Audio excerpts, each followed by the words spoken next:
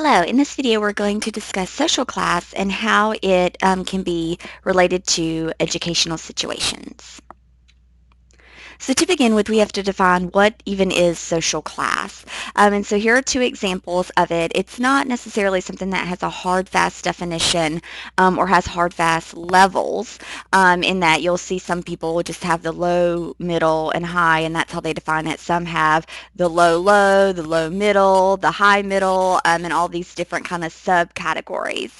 Also, it's kind of like similar to what might be considered a caste system, especially when you look at um, kings and queens and those type of statuses, or if you look at things like in India where there is a caste system, but there is fluctuation in social class. It's not easy to move from different social classes, but it is possible while in a caste system that's more hard fast. They're both kind of political in nature. They're both kind of human created levels.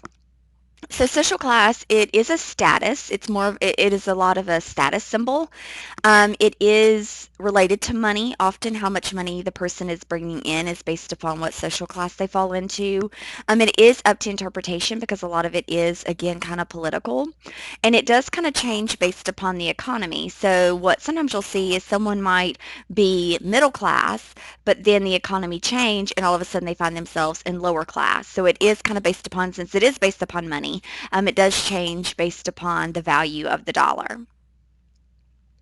So in education, we often use the term socioeconomic status, which is similar to social class, and it is based not only on one's income, but it is based upon the idea of financial security. So how much the person's ability to make more money. So if you were to maybe say win the lottery and you get a one-time lump sum, that wouldn't necessarily change your socioeconomic status because the likelihood of you getting that much more money again is slim to none unless you win the lottery more than once. So it's more about financial security and being able to make more money. And that is often related to or tied to one's educational background. So those who have higher levels of education are obviously more likely to have higher incomes and have more financial security, as well as their career and employment. And again, because your career and your employment and your job is often linked to how much income you make and how much financial security that you have. So that is kind of where we have it based upon your socioeconomic status. It's based upon income, financial security, educational attainment, and career and employment. So you can see a couple of more examples of how social class and socioeconomic status has kind of been defined. Again, sometimes it is based upon, they put a number value on it. Sometimes they do it based upon percentage. It is a pyramid, so there's going to be more people in the lower class, obviously, than the upper class. Sometimes they do it based upon careers, and they try to say, well, if you're a teacher, you're probably going to be in middle class. If you're a celebrity, you're going to be in upper class. If you're a migrant worker, you're probably going to be in the lower class. And again, that's based upon income, educational background, career and employment, and financial security. So let's reflect back on what we've already talked about and looking back into the past. And we've already had this conversation about, are all schools created equal? And in the past, we've found that they were not all created equal. And here's an example. If you look at these two images, there's the school for the white children in 1930, and there's a school for the black children in 1930. And this is after slavery. This is during the time when there were separate but equal laws. And you can see that one obviously looks a lot better than the other. You can also look at the resources inside of it. Imagine what the white school resources had in comparison to what the black school resources had. So in the past, schools were not equal. The resources were not equal. The funding was not equal, and it was based upon race. So now that we no longer have segregated schools based upon race, are schools still created equal? So now we don't separate students based upon what school they go to by race, by gender, by anything like that, by a diversity subgroup. Instead, we base people in what school they go to based upon where they live, and that's called zoning. So if you look at a larger district, that has multiple elementary schools. Obviously, not all students can go to one elementary school, so they base it upon where they live. So the idea is that you're going to go to the school that's closest to your home. That isn't always the case, but that's kind of how they zone them. So when you think about that, though, and if you think about residential patterns, are we still somewhat segregating schools based upon socioeconomic status rather than race like we have in the past? Think about neighborhood structures. Are the people of an upper class more likely to live in the same neighborhood? Are the people of the lower class more likely to live in the same neighborhood and therefore get zoned to the school? So are we more likely to have the doctors and lawyers' kids living on the nice district, the nice area, and they're going to get zoned for school A, and then you have the lower class, the government housing projects all in one area of the town, and then we're likely to get zoned for school B.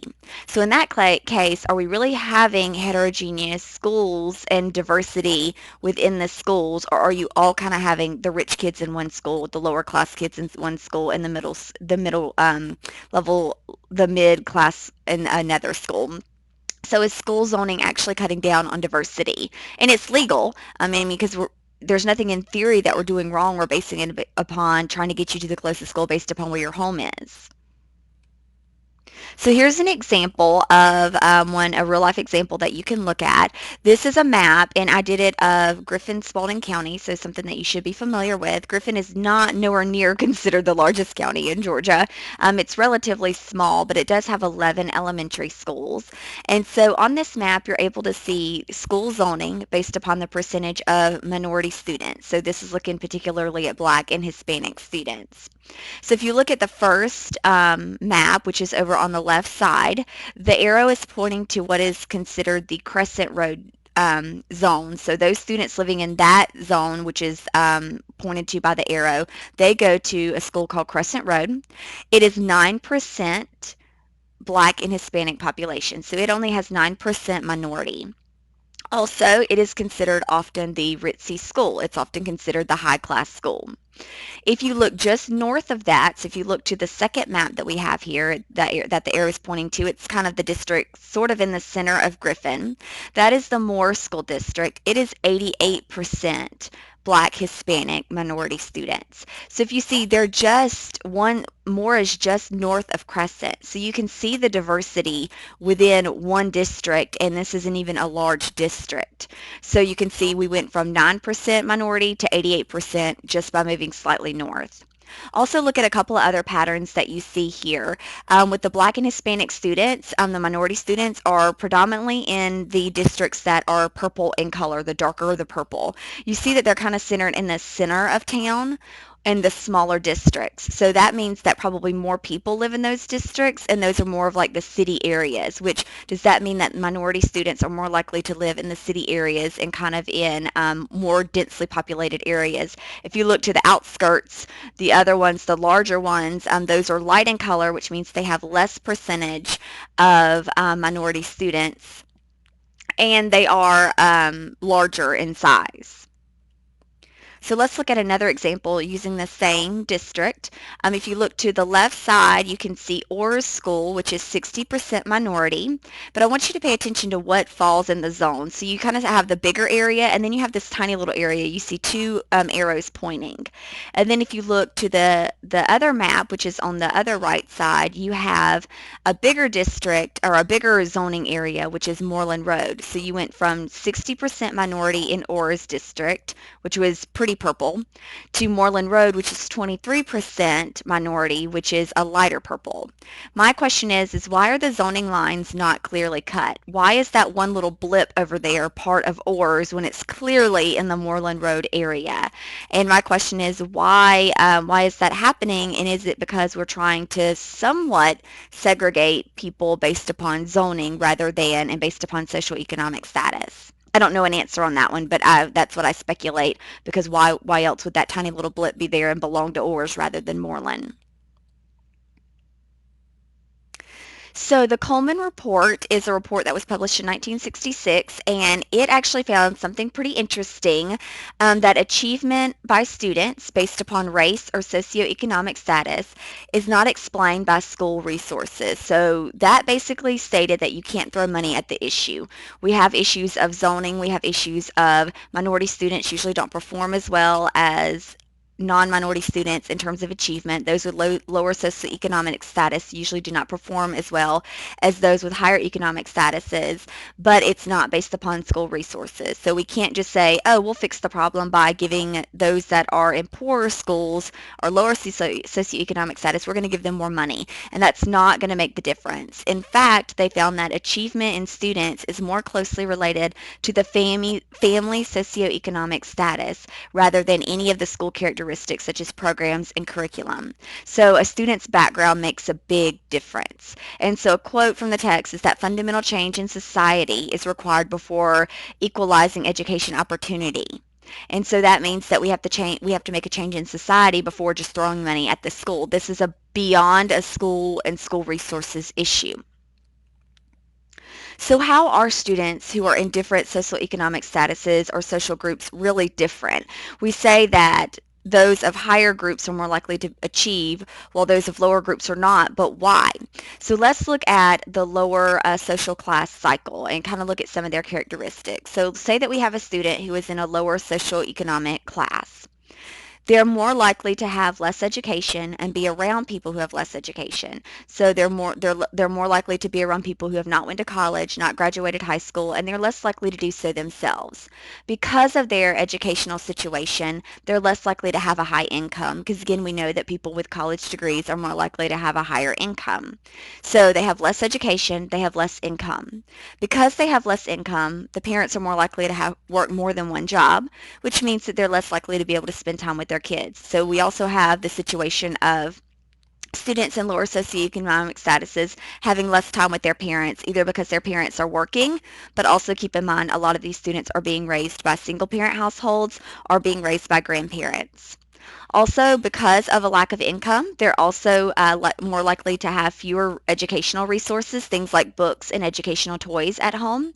They're also less likely to have experiences to broaden their background knowledge, things like traveling to different states, experiencing different things, going to the zoo, going to the aquarium. Again, because money's an issue, time is an issue.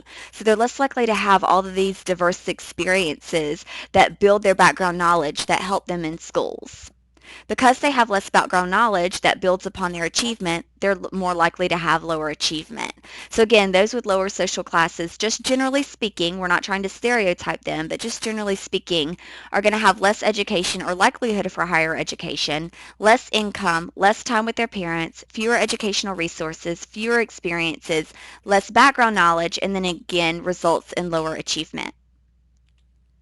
So what am I talking about when I talk about background knowledge? When you're teaching, you're going to often say, think about a time that you did X, Y, and Z. Or think about this. Tell me what you know about this. And your students of higher social classes who have had all these enriched experiences through reading, through being taken places by their parents, are more likely to have that experience and you're able to build upon it. When you have students of lower social classes who have not had these experiences, it's trying to build upon something that isn't already there. So for example, we'll take a very basic example. Say that you're a teacher and you're reading a story about a character in the story is going to the beach. And you say, hey, we're going to read a story about the beach. And as I read about this beach, I want you to think about what do you hear? What do you see? What does it smell like? Build upon a time that you went to the beach and remember what it was like. And that's what it's going to be like for this little boy or this little girl in this story. So students of higher social classes who have been to the beach are going to go, yeah, I see the waves, I see the sand, I see seashells, I feel the cool water on my feet, I can smell salt in the air, I can hear the crashing of the waves, I feel the mushy sand underneath my feet because it's wet, I can feel the hot sun on my skin. They will have been to the beach more than likely and know what it's like. All of those experiences might be lost on those of lower social classes who have never been to the beach. And again, that's generally speaking, not saying that all people of lower social classes have not been to the beach, but you're seeing that they're more likely to have a lot of background knowledge. So the idea for you now as a teacher is to say, well, how do I teach somebody that? How do I give them the idea of what it is like to be like the beach if they've never been there? Another common example is how do I teach somebody or tell somebody what it's like to fly on an airplane if they've never actually flown on an airplane? How do I give them that experience when they have no background knowledge?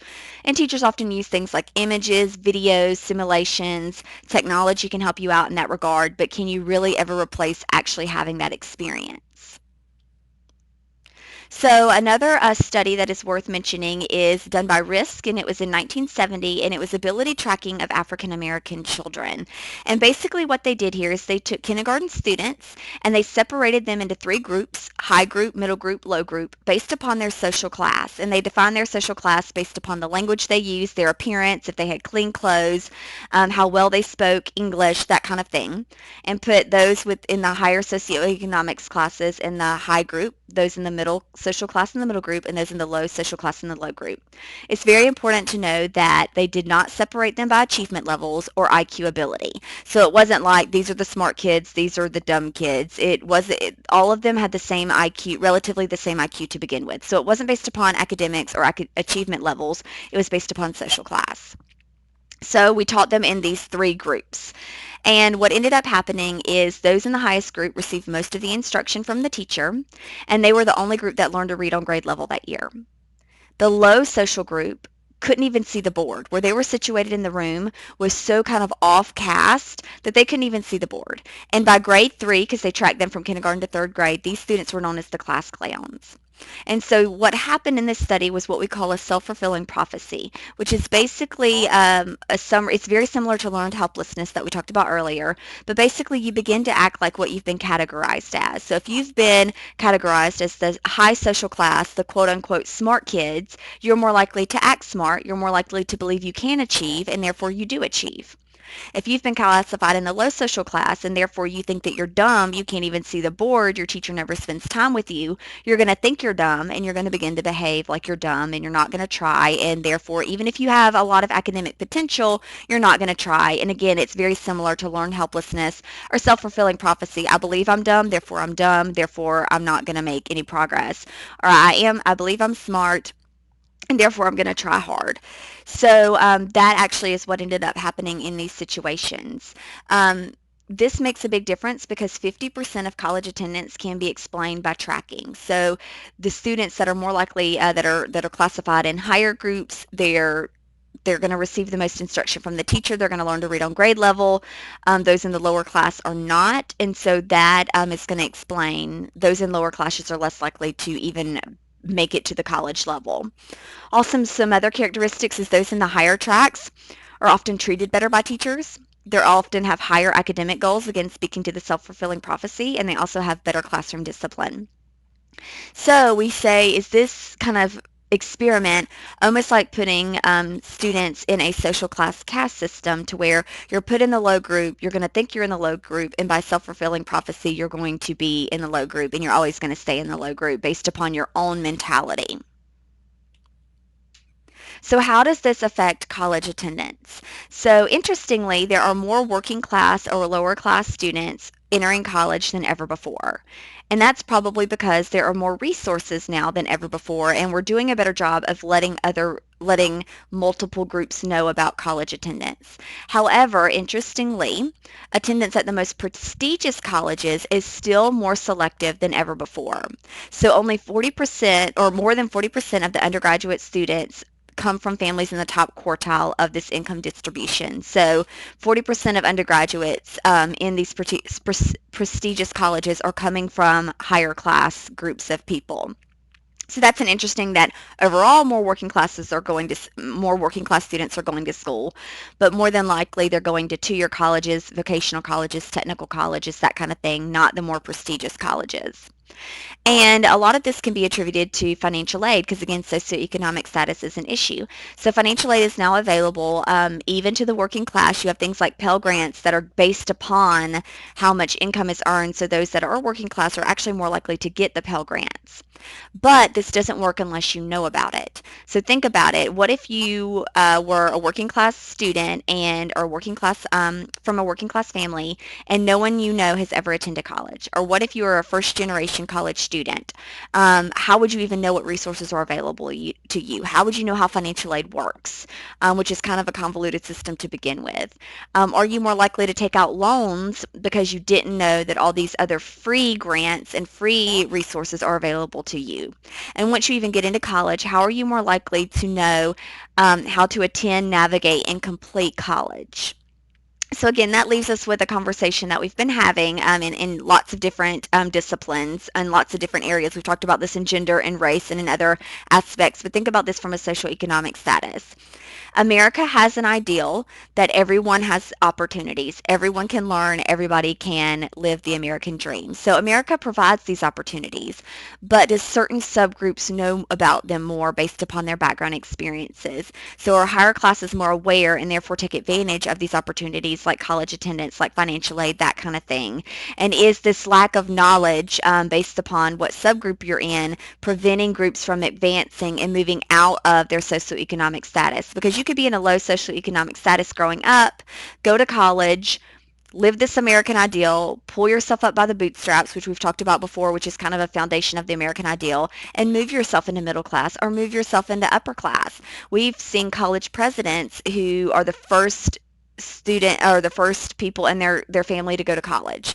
And so we've seen that drastic movement in socioeconomic status, but it takes a lot of resources. It takes a lot of knowing. It takes a lot of building of that background knowledge. So again, that is kind of just scratching the surface of what social class is and how it is effective, how it affects the educational system.